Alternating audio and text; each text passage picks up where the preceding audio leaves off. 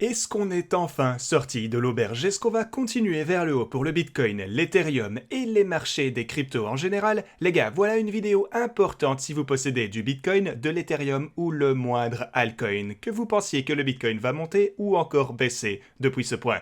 J'ai quelque chose qu'il faut que je vous montre aujourd'hui. Aussi, on va parler de la situation d'Evergrande. Est-ce que ça a finalement été résolu? Je vais vous donner tous ces détails. On parle des altcoins également en général et tout ce que vous devez simplement savoir dès maintenant.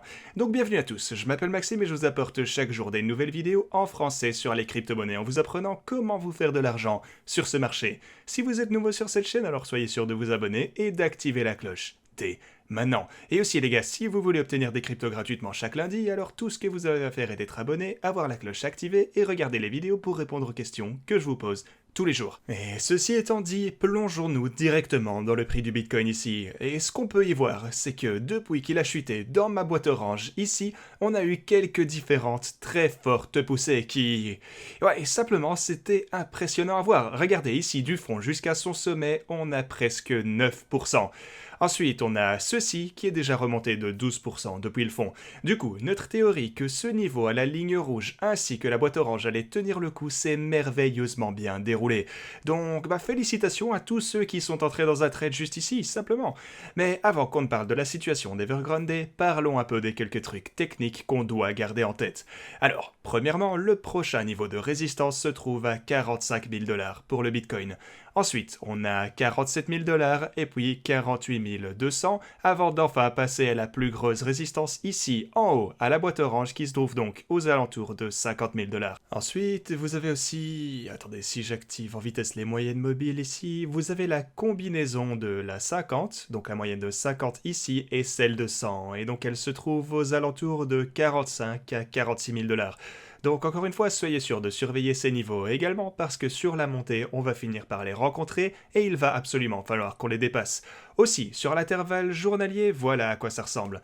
On a ici la moyenne mobile de 200 jours, aux alentours donc de 45 500 $ également. Et on a aussi, en train de renforcer le niveau de 47 000 $, on a la moyenne mobile de 50 jours. Donc on a tous ces niveaux à surveiller et vous pouvez voir à quel point le niveau de support était précis ici sur la moyenne mobile de 200 jours. Non, pardon, c'était celle de 100 jours, ouais, sur la ligne mauve ici, donc super beau support. Du coup, est-ce qu'on est sain et sauf maintenant? Maintenant qu'on a eu ce rebond sur la boîte orange à la ligne rouge, est-ce que ça veut dire qu'on est enfin sorti de l'auberge? Bien sûr, il faut qu'on voit ça avec la situation de Evergrande, mais simplement en se basant sur l'analyse technique, comprenez simplement ceci. La boîte orange et la ligne rouge ont fait leur travail. Elles nous ont sauvés une fois alors qu'on a chuté ici, donc elles nous ont sauvés une fois, on a eu un petit rallye et elles nous ont sauvés une deuxième fois, on a eu une autre poussée. Mais vous devez alors comprendre que le plus de fois on va redescendre à ce niveau, le plus il va s'affaiblir avec le temps.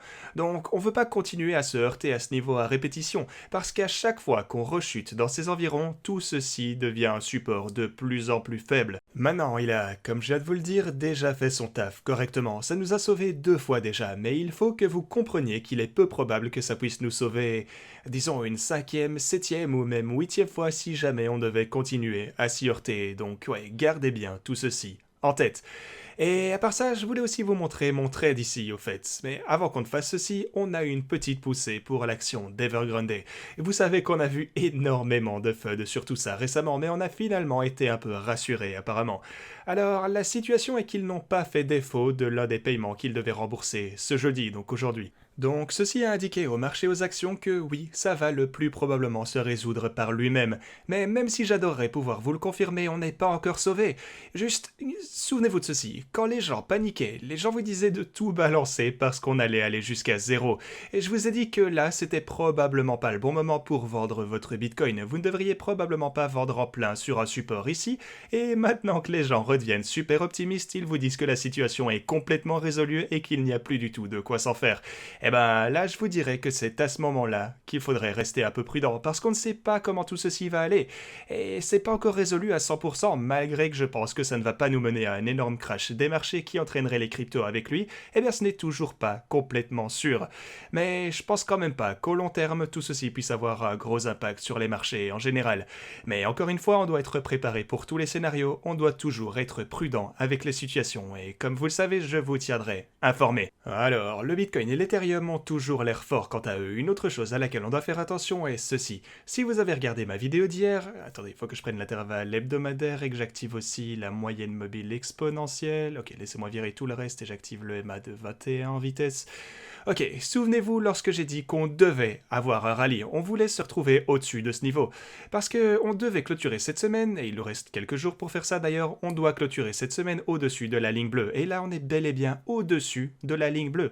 Donc, tant que maintenant ça se présente correctement, voyons si on peut maintenir le prix au-dessus de ce niveau afin de clôturer la semaine au-dessus de la EMA de 21. C'est un niveau super important et je vous tiendrai à jour à son sujet. Sinon, je suis rentré dans un trade pour l'Ethereum. Vous pouvez voir qu'il est temps que maintenant à 71 de profit et déjà c'est cool. Et je vous avais bien sûr prévenu que... Laissez-moi revenir sur le graphique de 4 heures par contre pour le Bitcoin. Ok, donc je vous avais prévenu que je comptais entrer dans un trade une fois qu'on allait descendre à la ligne rouge et la boîte orange ici vers 42 000 $. Donc je voulais attendre que le Bitcoin ne puisse repasser au-dessus de la fameuse ligne rouge et ensuite j'ai sauté directement dans une position. Maintenant, j'ai pas choisi de trader du Bitcoin et pourquoi ça? Eh bien parce qu'honnêtement l'Ethereum a baissé de prix davantage que le Bitcoin. Vous pouvez voir que lui a chuté de 25% et l'Ethereum quant à lui est descendu de 33%. Et aussi, en général, je suis plutôt convaincu que l'Ethereum est légèrement sous-évalué pour le moment et que l'Ethereum va bientôt voir de super résultats. Mais le problème avec ça, par contre, c'est qu'on a cette fameuse boîte orange pour l'Ethereum, donc... Vous savez, normalement, je ferais probablement... Parce que vous voyez qu'on a aussi les résistances ici également. Vous avez les lignes de résistance sur les bords de la boîte orange. Donc, normalement, je reprendrai déjà la moitié de mes profits à l'approche de ce niveau et ensuite laisser courir le reste de la position jusqu'au prochain niveau de résistance qui, du coup, serait vers 4000 $ pour l'Ethereum. Maintenant, un trade plus propre serait d'acheter du Bitcoin à ce niveau et de se laisser porter jusqu'à la prochaine boîte orange aux alentours de 50 000 $. Alors, ceci, forcément, ça représenterait... genre de puisse-point, ça vous ferait des gains de 20%, et personnellement, je trade avec un levier de x10, donc 200%, mais celui-ci serait encore meilleur. Donc, entrez dans l'Ethereum ici, prendre votre profit au all-time high, ça vous donnerait 40% de profit, ou 400 avec un levier de 10. Donc, voilà les réflexions que je me suis faites ici. Peut-être que je vais prendre la moitié de mon profit ici sur cette ligne, je songe à faire cela, mais je suppose que vous aurez la réponse dans la vidéo de demain, ou alors bien sûr si vous me suivez sur Twitter, alors je vous tiendrai au courant plus rapidement par là également. Donc ouais, tant que maintenant ça roule pour le trade, et la prochaine fois que je suis sur le point d'entrer dans une position, bien sûr, je vous le ferai savoir, comme d'hab. Et aussi, si vous voulez me rejoindre, vous pouvez obtenir un bonus allant jusque 1200 $ par ici sur Femex, parce que, ouais, Femex est la plateforme d'échange que j'utilise pour ce trade, et tant que maintenant elle me convient. Très bien. Alors, les marchés traditionnels. Hier, on parlait de cette formation en pattern de W et comment on devait casser l'encolure juste ici. Vous pouvez voir la descente du W, c'était vraiment le scénario parfait pour ce pattern. Donc on devait juste casser ce niveau, ce qu'on a réussi à faire depuis, et on a eu une belle poussée jusqu'au prochain niveau de résistance.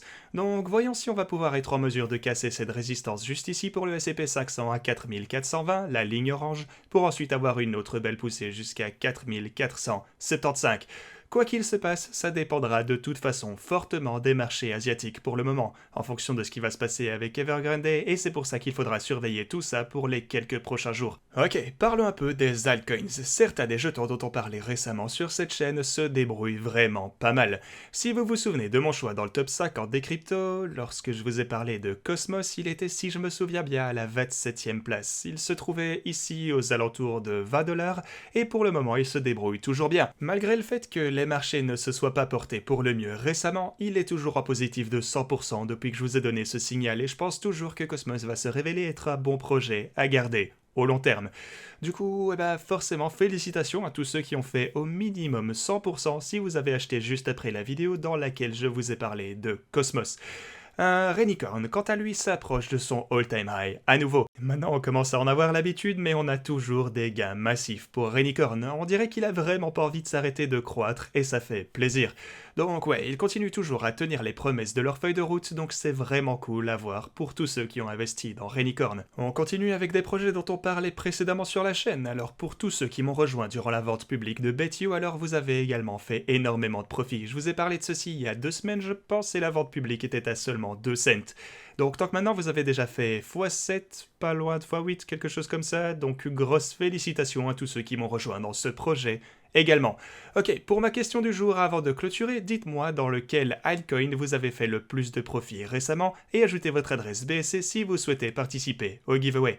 Voilà, je vais continuer à vous apporter tous les altcoins qui sont sous-évalués et continuer à faire les recherches nécessaires pour vous dénicher tout ceci.